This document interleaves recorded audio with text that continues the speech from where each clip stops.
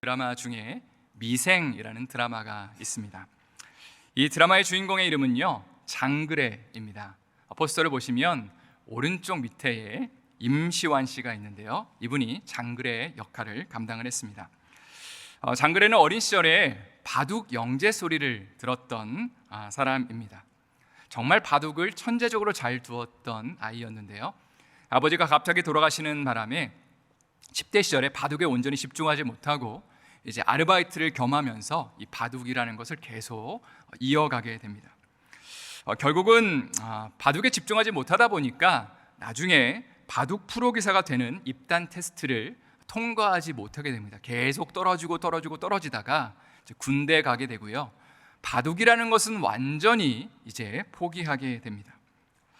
군대를 다녀온 후에 뭘 할지를 고민을 하다가 또 대학 졸업장이 하나도 없는 상황 속에서 참 운이 좋게도 낙하선으로 대기업 계약직에 입사하게 됩니다. 2년 동안 회사 생활을 하면서 고군분투하는 이야기를 그리는 드라마가 바로 미생이라는 드라마입니다. 이 드라마가 화제가 되었던 이유 중에 하나는 무엇이냐면요, 참 주옥 같은 대사들이 많이 등장했기 때문입니다. 제가 몇 가지만 좀 소개하고 싶습니다. 장그래가 한성률이라는 사람에게, 직원에게 이런 말을 했습니다. 삶이 뭐라고 생각하세요? 거창한 질문 같아요. 간단해요. 선택의 순간을 모으면 그게 삶이고 인생이 되는 거예요. 참 멋진 그런 말을 남겼죠. 또 장그래가 이런 대사를 또 하기도 했습니다. 열심히 안 한 것은 아니지만 열심히 안 해서인 걸로 생각하겠다. 뭔가 인생의 쓴맛을 맛보고 실패를 맛봤을 때 이런 고백을 했다는 거죠. 난 열심히 하지 않아서 세상으로 나온 거다. 난 열심히 하지 않아서 버려진 것뿐이다. 최선을 다했지만 삶의 결과가 좋지 않으니까 열심히는 했지만 그러나 열심히 하지 않은 걸로 치고 다시 세상으로 나가서 정말 열심히 한번 살아보겠다는 그런 다짐입니다. 또 오차장이라는 분이 장그래에게 이런 말을 합니다. 최선은 학교 다닐 때 대우받는 것이고 직장은 결과만 대접받는 곳이야. 그러니까 학교를 다닐 때는 우리가 열심히 뭔가를 노력한 것에 대한 빛을 볼 수 있겠지만 사회에 나가서는, 직장에 나가서는 아무리 열심히 해도 뭔가 실적을 내지 못하면 인정받지 못한다는 이야기입니다. 저는 이 마지막 대사가 참 와닿습니다. 세상은 우리의 노력에 별로 관심이 없는 것 같습니다. 오히려 우리가 만들어낸 결과물에 훨씬 더 관심이 많은 것 같죠. 그러나 하나님은 우리의 삶 가운데 무언가 화려한 결과물을 만들기 이전에 우리의 삶의 그 과정들, 하나님을 향한 하루하루의 우리의 발버둥침을 참 소중히 여기시는 것 같습니다. 우리가 계속해서 살펴보고 있는 사무엘상 본문을 묵상하면서도 이런 생각을, 이런 질문을 던지게 됩니다. 다윗이 지금 사울 왕 앞에 쫓겨다니면서 하루하루를 보내고 있습니다. 그런데 정말 최선을 다해 살고 있는데 다윗이 만약에 사울 왕의 손에 붙잡히게 된다면 그의 인생, 그의 의미, 정말 그의 삶에 어떤 그 고군분투하는 것이 어떤 의미가 있을지를 질문을 해보게 됩니다. 만약 왕이 될 거라는 하나님의 약속이 성취되지 않는다면 어떨까요? 이렇게 열심히 사는데 왕이 되지 못하고 중간에 붙잡혀서 죽게 된다면 다윗이 지금 하고 있는 모든 노력과 수고는 아무런 의미가 없는 것 아닌가라는 그런 질문을 던지게 된다는 것이죠. 그러나 성경은 다윗이 왕이 되는 것보다 더 중요한 게 있다고 말을 합니다.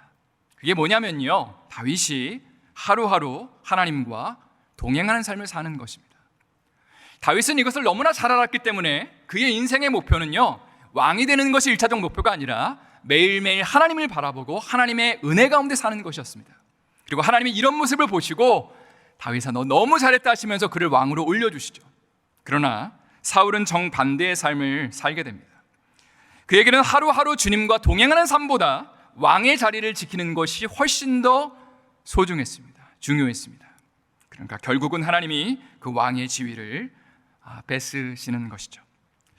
지난 몇 주 동안의 내용을 잠깐 복습해 보도록 하겠습니다. 사실 수요일 날 저녁에 이 사무엘상 강해를 하고 또 얼마 전에 새벽 예배 본문으로 사무엘상을 한번 후루루 또 저희가 살펴봤기 때문에 도대체 지금 어디까지 왔는지 좀 헷갈릴 수 있기 때문에 그동안의 내용을 조금만 복습해 보도록 하겠습니다. 다윗은 현재 사울 왕에게 쫓김을 당하고 있습니다. 다음 PPT를 좀 보시면요. 그래서 지금 사울 왕에게 쫓겨다니면서 여기저기를 옮겨다니고 있습니다. 첫 번째로 간 곳이 아히멜렉 제사장을 방문하게 되죠. 그리고 그곳에서 진설병을 얻게 되고 골리앗의 칼을 얻게 됩니다. 그러고 나서 간 곳이 블레셋 왕에게 피신하러 간 것이죠. 그러나 죽을 뻔한 위기 속에서 미친 척하면서 거기를 빠져나오게 되고요. 그 다음에 간 곳이 아둘람 굴이었습니다. 환난당한 모든 자, 마음이 정말로 슬퍼하는 모든 자가 다윗에게 나왔다. 그리고 나서 간 곳이 어디냐면 모압이라는 땅입니다. 이방 땅에 가서요, 가장 안전하게 자기와 자신의 그 가족을 지킬 수 있는 모압 땅에 이렇게 넘어가게 되는데, 선지자 갓이 그에게 찾아와서 이렇게 말을 하게 되죠. 모압 땅에 머물지 말고 당장 이스라엘 땅으로, 유다 땅으로 돌아가십시오. 그래서 지금 다윗은요, 유다 강요로 돌아온 상황입니다. 그리고 다윗이 유다로 돌아왔다는 이야기를 듣고 지금 사울 왕은 다윗을 추격하고 있는 것이죠. 오늘 본문은 다윗이 사울 왕에게 쫓김당하는 가운데 일어난 일을 담고 있습니다. 먼저 1절 말씀을 저희가 다 함께 한번 읽어보도록 하겠습니다. 시작. 사람들이 다윗에게 전하여 이르되 보소서 블레셋 사람이 그 일날을 쳐서 그 타작마당을 탈취하더이다 하니. 여기 보니까 다윗의 부하들이 다윗에게 이런 소식을 전하고 있습니다. 다윗 장군님, 블레셋 사람들이 그 일날을 지금 공격하고 있습니다. 참고로 그 일날은요, 블레셋에서 상당히 가까운 유다 성읍 중에 하나였습니다.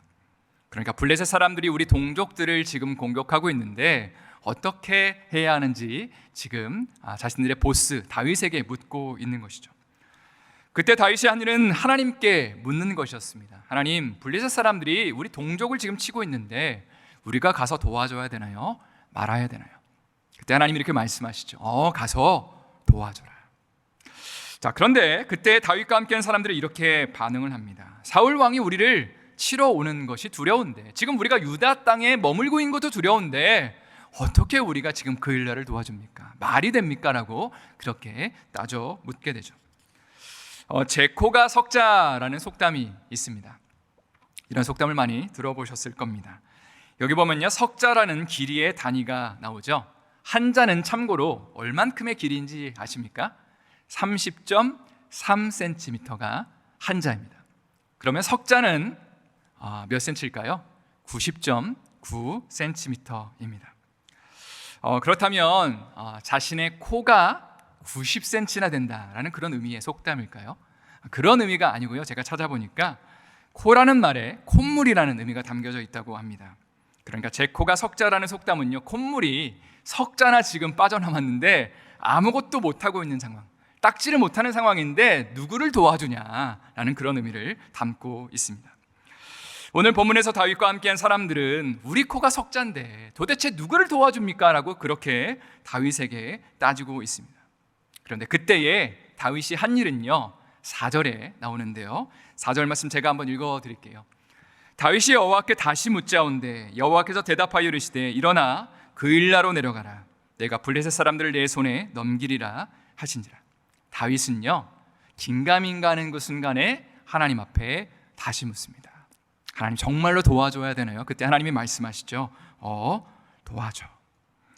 그리고 정말 하나님의 말씀대로 다윗이 그 일날을 도와주고 블레셋과의 전쟁에서 이기게 되었다는 것이 저희가 읽은 본문의 내용입니다. 오늘 본문을 묵상하면서 이런 생각을 해보게 됩니다. 만약에 우리가 신앙생활을 하면서 오늘 본문에서 일어난 일과 같은 그런 일만 우리가 경험하게 된다면 얼마나 좋을까요? 다시 말해서 힘들고 어려운 상황 가운데, 정말 긴가민가한 상황 가운데 하나님 앞에 묻고 하나님이 참 어려운 일을 시키셨어요. 그런데 그 어려운 일에 대해서 우리가 순종했는데 만약에 전쟁에서 이기는 그런 놀라운 역사가 발생한다면 우리는 정말 하나님 앞에 영광을 돌릴 겁니다. 야, 순종하면 되는구나. 참 순종하면 모든 것 하나님이 가능하게 하시는구나 라고 그렇게 우리는 반응하게 될 것입니다. 그런데 오늘 본문 이후에, 우리가 읽지는 않았지만 이후에 벌어지는 일은요, 상당히 복잡한 질문을 우리에게 던지고 있습니다. 다시 말해서 다윗이 하나님의 말씀에 순종해서 그 일날을 도와줬고 블레셋을 무찔렀는데 그 결과 일어난 일이 무엇이냐면요, 사울 왕이 다윗을 쫓아오게 됩니다. 그러니까 다윗의 부하들이 걱정했던 일이 그대로 벌어졌다는 것이죠. 따라서 부하들은 다음과 같이 원망했을지도 모르겠습니다. 장군님, 아니 우리가 말했잖아요. 도와주면 안 된다고 했잖아요. 우리가 도와주니까 우리 위치가 발각돼서 지금 사울 왕이 우리를 쫓아오는 거 아니에요? 라고 그렇게 따졌을 겁니다. 그러나 다윗은요, 자신이 한 결정을 절대로 후회하지 않았습니다. 왜 그랬을까요? 하나님께 묻고, 2번이나 묻고 하나님이 하라고 하신 그 말씀에 순종하는 일이었기 때문입니다. 그리고 하나님께 다윗은 다음과 같은 질문을 또 던지게 됩니다. 하나님, 정말 사울 왕이 저를 잡으러 오는 거 맞나요? 그때 하나님 말씀하시죠. 정말 잡으러 올 거예요. 그리고 또 이런 질문을 하나님 앞에 드리게 됩니다. 그일라 사람들이, 우리가 도와준 그일라 사람들이 사울 왕이 오면 저희를 사울 왕에게 넘겨줄까요? 라고 그렇게 질문을 하죠. 그때에 하나님이 말씀하십니다. 너희를 배반하고 배신하고 넘겨줄 거야. 다윗이 좀 충격을 받죠. 그래서 또 묻습니다. 하나님 정말로 우리를 넘겨주나요? 그때에 하나님이 또 말씀하십니다. 정말로 넘겨줄 거야. 그래서 이 이야기를 듣고 나서 사방으로 다윗과 그의 부하들이 쏜살같이 도망갔다라는 이야기가 바로 오늘 본문 직후에 나오는 본문입니다. 오늘 본문을 통해서 우리가 받게 되는 2가지 도전을 우리 성도 여러분과 나누고 싶습니다. 첫 번째는요, 하나님은 우리의 순종을 참 기뻐하십니다. 오늘 본문에서 다윗이 반복적으로 보여주고 있는 모습이 있죠. 그것은 문제가 있을 때마다 하나님 앞에 묻는 것입니다. 만약에 좀 이해가 안 되는, 순종하기가 힘든 말씀을 하시면요, 다윗이 뭘 하는지 아십니까? 하나님 앞에 다시 묻습니다. 하나님 정말요? 이거 해야 돼요? 그때 하나님이 라고 말씀하시면 거기에 순종하는 것이죠. 그런데 성도 여러분, 문제는 여기서 발생한다고 말씀을 드렸습니다. 다시 말해서 하나님의 말씀을 순종했으면 결과가 좋아야 되는데, 정말로 좋은 놀라운 역사를 경험해야 되는데 지금 사울 왕이 다윗을 쫓아오고 있다는 것이죠. 그런데도 다윗은 하나님께 또 묻고 말씀에 순종하는 삶을 반복하고 있습니다. 왜냐면요, 다윗에게 중요한 것은 좋은 결과가 아니라, 혹은 왕이 되는 것보다 더 중요한 것이 그의 삶 가운데 있었다는 것이죠. 그게 뭔지 아십니까? 바로 하나님 앞에 순종하는 것, 하나님의 말씀을 듣고 그 말씀 가운데 반응하는 것이 그의 인생 가운데 왕이 되는 것보다 훨씬 더 중요한 가치였다는 것입니다. PGM 선교사님 중에 김윤상 선교사님이라는 분이 계십니다. 굉장히 잘생기셨죠? 정말 제가 개인적으로 만난 적이 있었는데 정말 외모가 부러울 정도로 참 잘생기신 우리 젊은 선교사님이십니다. 나중에 기회가 되면 말씀의 자리에 좀 초청해서 하나님의 말씀을 좀 같이 나눴으면 하는 그런 귀한 분이십니다. 이분은 현재 멕시코의 최남단인 치아파스 주에서, 그것도 그 주의 가장 남쪽 마을인 구미단이라는 마을에서 사역을 하고 계십니다. 사실 선교사님은 굉장히 안정되고 행복한 가정을 이루고 있었습니다. 그냥 이대로 이렇게 하나님 섬기면서, 하나님 예배하면서 좀 이렇게 안정적인 곳에 있으면 좋겠다라고 말씀을 그렇게 생각을 하셨는데, 갑자기 하나님께서 멕시코의 시골 마을, 지금 사역하고 있는 그 마을로 가라고 아주 강력한 그런 부르심을 우리 선교사님에게 주셨습니다. 처음에는 좀 힘들고 어려웠지만 그래도 너무 강력하게 마음을 주시니까 주님, 우리가 순종할게요 라고 그렇게 반응을 하였습니다. 그런데 선교사님이 이런 고백을 하시더라고요. 하나님이 참 야속하시게도 떠나라 라는 말씀을 하시면서 동시에 뭐라고 말씀하셨냐면, 그곳은 광야야 라고 이야기하셨다는 거예요. 그래서 온 가족들이, 자녀가 있고 그리고 사모님이 계신데 온 가족들이, 그래, 하나님이 허락하시는 그 광야를 우리 한번 믿음으로 건너보자, 그렇게 각오하고 이 멕시코로 넘어가셨다는 겁니다.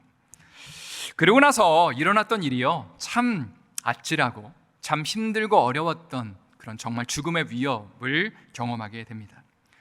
비가 많이 내리는 밤에요, 자동차를 몰고 가다가 그 정면에서 오는 자동차와 충돌을 하게 됩니다. 굉장히 큰 사고였고요. 이 순간부터 이 선교사님은 어떤 일이 벌어졌는지를 전혀 기억을 하지 못한다고 합니다. 응급실에 실려갔을 때는 피해의 60%가 이미 출혈이 된 상태였고요. 의사들은 가망이 없습니다. 죽을 겁니다, 곧 이라고 계속 이야기를 했다는 거죠. 그렇게 24일간을 혼수 상태로 있었습니다. 그런데 그 시간 동안에 아주 신기한 경험을 하시게 돼요. 바로 영적인 세계에서 어떤 일이 벌어지고 있는지, 그 영적 세계에서 이 선교사님이 예수님을 만납니다.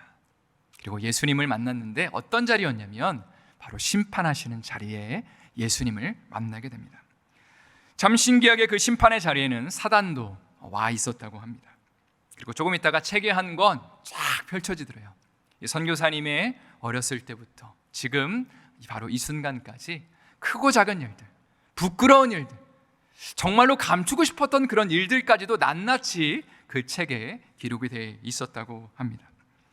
그리고 그런 모습을 보면서 사단이 이렇게 말을 했대요.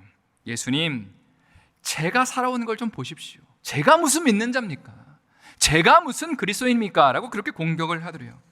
그러나 예수님은 한마디도 정죄하지 않으셨습니다.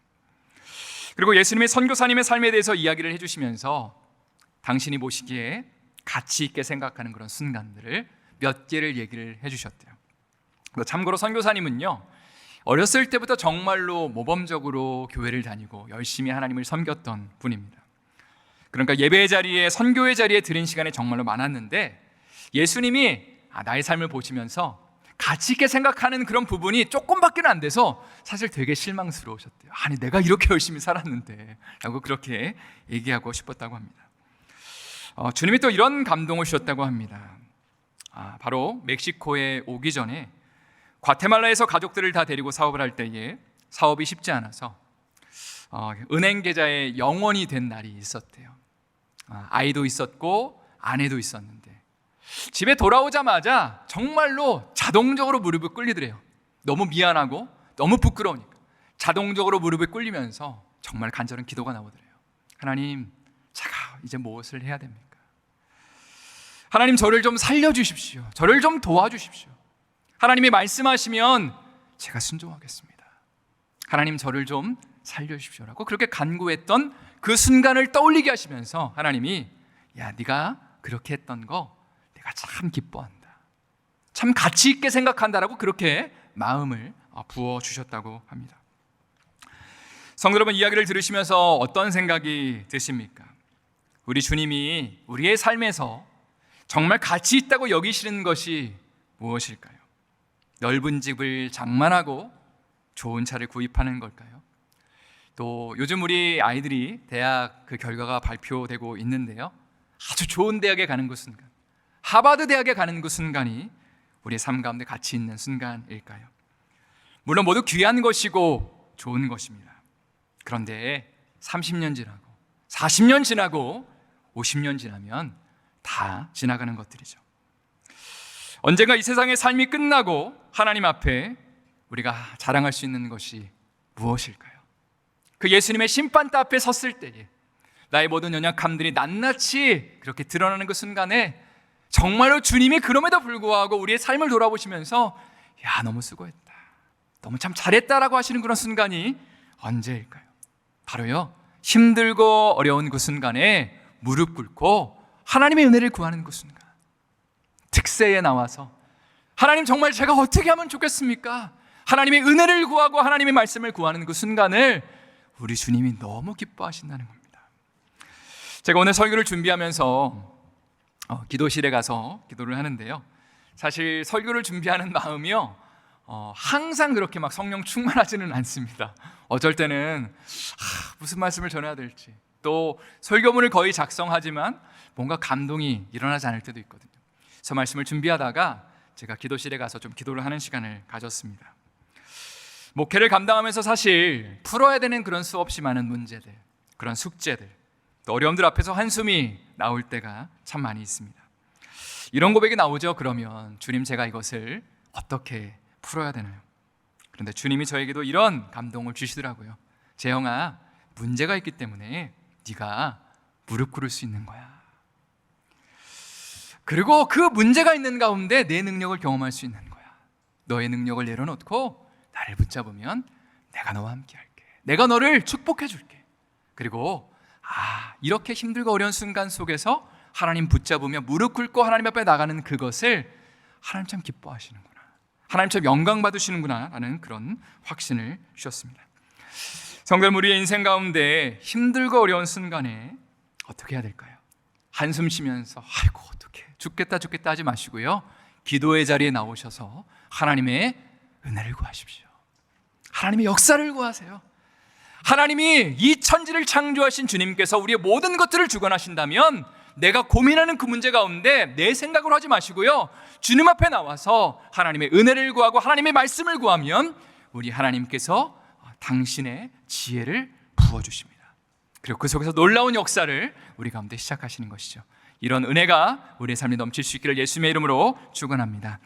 오늘 본문을 묵상하면서 두 번째로 저희에게 도전되는 것은요, 결과보다 과정이 중요하다는 것이죠. 설교 서두에 언급한 것처럼 이 세상에서는 우리의 노력이 별로 중요하지 않을 때가 있습니다. 오히려 아무리 노력해도요, 좋은 결과물을 내지 않으면 세상에서는 인정받지 못합니다. 그러나 우리 하나님은 결과보다 과정을 더 중요하게 여기시는 분입니다. 그래서 다윗에게요, 왕이 될 거라는 약속을 주시고 왕이 절대로 될 것 같지 않은 환경을요 10년 넘게 허락하셨습니다. 그리고 그 속에서 하나님이 다윗이 그렇게 고생하는 그 모습을 보시면서 다윗이 지금 뭘 하고 있는지를 지켜보고 계시는 거죠. 그리고 다윗이 어떤 사람으로 변화되어 가는지를 지켜보고 계시는 겁니다. 야고보서 1장 2절과 4절 말씀에 보면 이런 말씀이 있습니다. 한번 다 같이 큰 소리로 우리 힘차게 읽어보도록 하겠습니다. 시작. 내 형제들아, 너희가 여러 가지 시험을 당하거든 온전히 기쁘게 여기라. 인내를 온전히 이루라. 이는 너희로 온전하고 구비하여 조금도 부족함이 없게 하려 함이라. 야고보 사도는 우리에게 시험이 일어날 때, 힘들고 어려운 일이 일어날 때 온전히 기쁘게 여겨라, 감사해라 라고 도전하고 있습니다. 왜냐하면 이러한 시간들을 통해 우리가 온전히 구비하여 조금도 부족함이 없게 하나님 앞에 연단될 수 있기 때문입니다. 성도 여러분, 하나님이 우리를 구원의 자리로 초청하신 이유는요, 세상에서 복받으라고 성공하라고 일차적으로 부르지 않으셨습니다. 오히려 힘들고 어려운 상황 가운데 천국 바라보며 예수님과 동행하라고, 정말로 주님을 온전히 의지하고 살라고 우리를 부르셨다는 것입니다.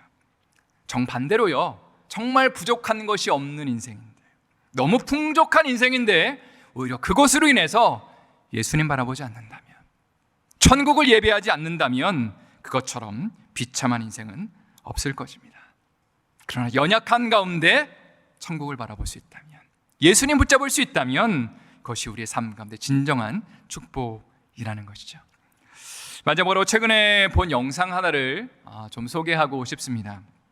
한국에 CCC를 만드신 김준곤 박사님 과 관련된 영상인데요, 한국에서 CCC가 만들어진 해가요 1958년이더라고요. 6.25 전쟁이 끝난 지 얼마 되지 않은 시점, 1인당 대한민국의 GNP가 78달러였던 시점, 100달러도 되지 않았던 그 시점입니다.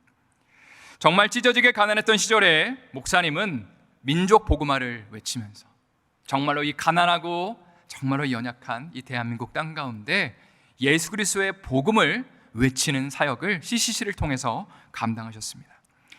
김준곤 목사님의 작사한 곡 중에 그리스도의 계절이라는 노래가 있습니다. 제가 한번 읽어드릴게요. 민족의 가슴마다 피 묻은 그리스도를 심어 이 땅에 푸르고 푸른 그리스도의 계절이 오게 하소서. 이 땅에 하나님의 나라가 이루어지게 하옵소서. 모든 사람의 마음과 교회와 가정에도 하나님 나라가 임하게 하여 주소서.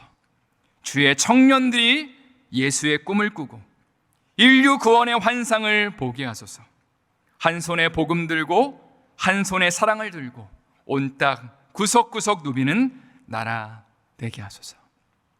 제가 본 영상에서는요, CCC의 백문일답이라는 것의 일부분이 나옵니다. CCC 출신들이 이제 많이 접하는 거래요. 이게요, 100가지 질문을 주고 난 다음에 그 다음에 딱 답은 한 가지래요. 그 답이 뭐냐면요, 이런 식이에요. 영상에서 목사님이 이렇게 외치십니다. 여러분, 진리가 어디 있습니까? 그럼 뭐라고 외치냐면요, 사람들이 예수 그리스도라고 외치는 거예요. 그래서 이제 설교가 거의 마무리가 됐기 때문에 우리도 한번 해보도록 하겠습니다. 다 같이 자리에서 일어나셔서 우리 함께, 제가 4가지 이제 질문을 드릴 거예요. 그러면 정말로 주먹을 불끈 쥐시고 예수 그리스도라고 그렇게 외쳐주시면 되겠습니다. 힘차게 우리의 삶의 고백을 한번 드려보도록 하겠습니다. 여러분, 진리가 어디 있습니까? 예, 좀 더 크게 외쳐주세요. 진짜 생명이 어디 있습니까? 우리가 가야 할 길이 어디 있습니까? 우리가 먹고 살 생명의 양식은 어디 있습니까? 이 영상을 보는데요, 정말 마음이 울컥하였습니다. 우리가 정말로 바라봐야 될 것이 무엇인가? 때로는 건강을 잃을 때도 있고요, 하나님이 우리의 삶 가운데 많은 것들을 가져가실 때도 있지만 우리가 궁극적으로 쳐다봐야 되는 것이 무엇인가? 바로 예수 그리스도입니다.